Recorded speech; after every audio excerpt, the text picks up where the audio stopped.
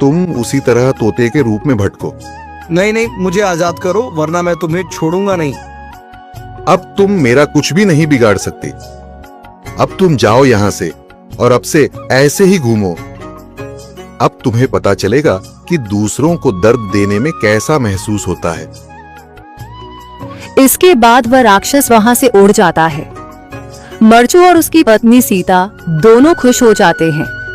मरचू पहले की तरह काम करने लगता है। वह और उसकी पत्नी दोनों खुशी खुशी जिंदगी गुजारने लगते हैं।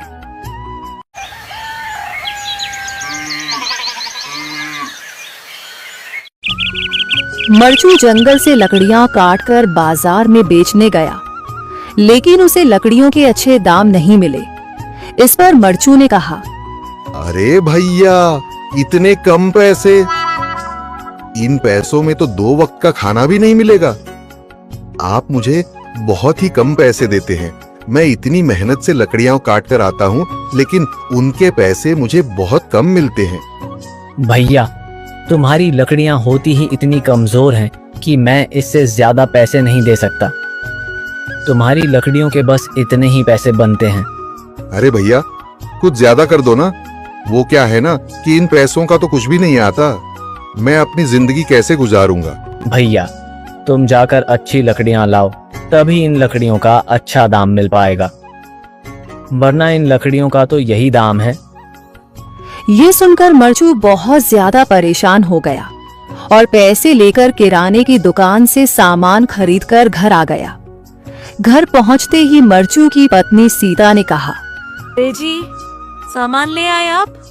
हाँ जी, सामान ले आया हूँ। सीता के चेहरे पर खुशी छा जाती है, लेकिन जब उसने सामान देखा, जी, इसमें तो बहुत थोड़ा सामान है। हाँ सीता, मुझे पता है कि यह सामान बहुत थोड़ा है, लेकिन मैं क्या करूं?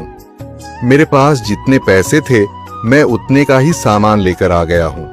इस तरह हमारा गुजारा कैसे हो पाएगा जी?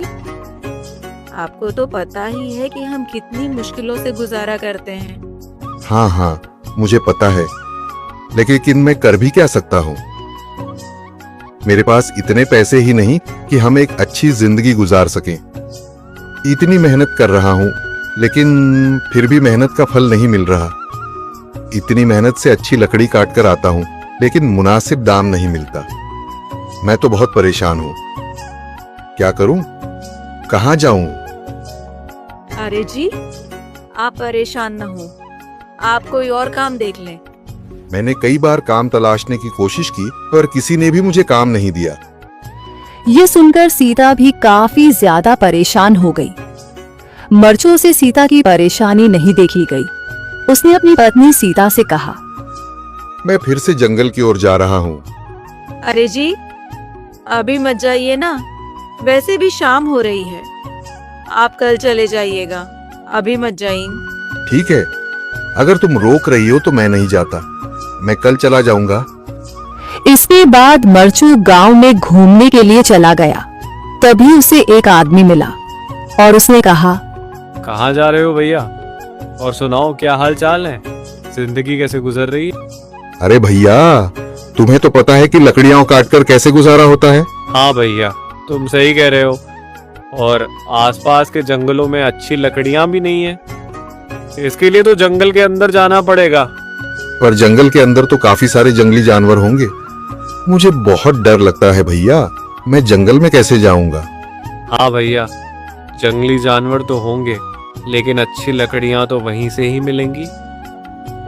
ये सुनकर मरचू बहुत ज्यादा परेशान हो गया, लेकिन वह आदमी बिल्कुल ठीक कह रहा था। जंगल की